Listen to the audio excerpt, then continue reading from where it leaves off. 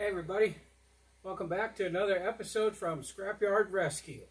Today what we're going to do is we're working on fairlane number 2, stripping the front end parts off. I'm getting ready to get all the front end all rebuilt on that. So I got the driver's side tore down yesterday, so I'm going to work on the passenger side today.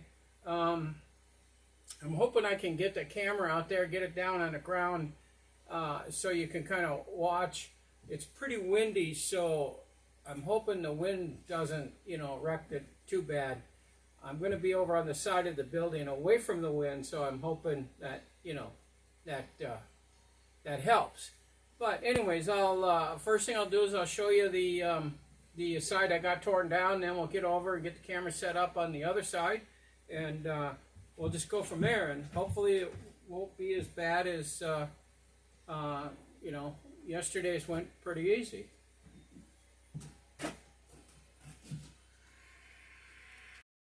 Okay, here's the driver's side. You can see I got all this stuff stripped off, the lower control arm, everything. I got the tie rods there loose. The strut I kind of screwed up. I took it off the wrong way. I should have taken the nut off the front first because they don't come off, and now that I don't have the back supported, it's not going to come off real easy. I'm going to have to struggle. What I'll probably have to do is cut the nut off with the grinder. I had to do that on the other car. They would not come off, so I'll just grind it off. And because when you get a new kit, you get them with it anyway. And then I kind of screwed up on the shock. I unbolted the bottom of the shock, and then when I got the top of it unbolted and the spring of course popped down, I realized that the shocks were double nutted. So I got one more nut up in there I got to get off, but I can't reach it because the brake line's in the way, so I can't get my socket up in there. And of course, out of all the brake lines that have just unscrewed with no problem, this one's stuck. So I got it soaking. Hopefully I'll leave it soak for another day, and if it doesn't come off, I'll have to get the torch out. But here's the inside of the fender wells. I'm gonna try to spray this with some undercoating, just kind of make it look a little better. It's pretty ugly. So anyways, I'm gonna go over the other side, set the camera up, and hopefully we can film some stuff over there. Right off, it's this other side that's the one that's causing the trouble. Let me see if come on.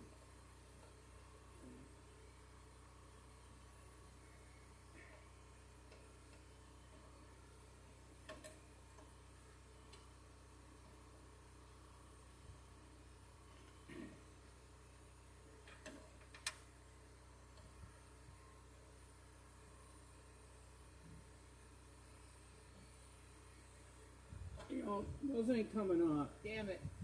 I'm going to have to use some heat on those. I don't think I got any propane for my torch, of course. So.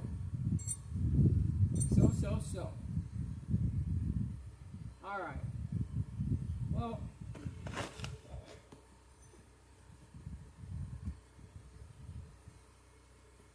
I'm going to get to grinding, and if I get those things ground off and, I don't have any major problems, we'll get back in here in a little while, and I will, we'll just, keep going with that.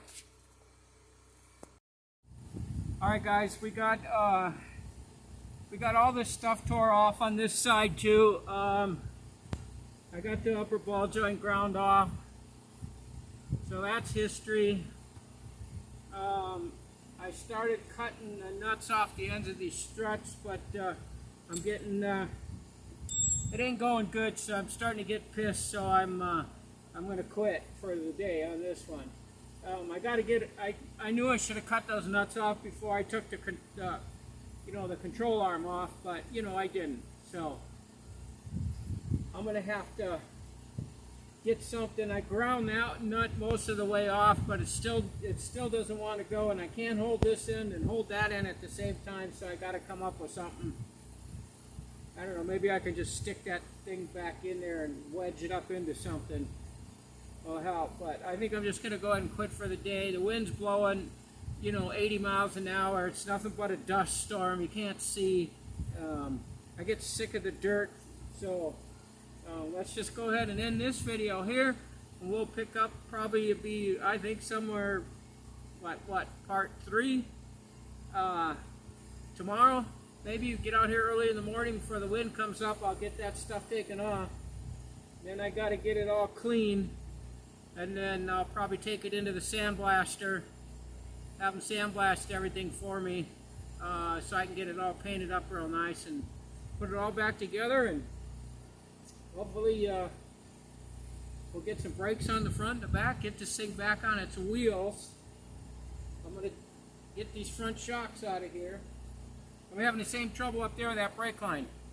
I can't get it loose, so I got it soaking with some PV blaster, and if that don't work tomorrow, I'll hit it with a torch and heat it up and until it comes out. I don't want to break those brake lines because they're still like they were from the factory, and I don't want to mess with them. I don't want them bent or broken or have to replace them or anything like that. I just want to leave them all alone. What I'm going to do is I'm going to shoot a bunch of brake parts fluid up through the main line up at the top, pump it full of brake, cleaner, and then shoot some air down there, blow them lines out, and I think they'll be as good as new. So anyways, let's end it here, and as always, thanks for watching, and don't forget to subscribe and hit the like button and all that other cool stuff. Thank you.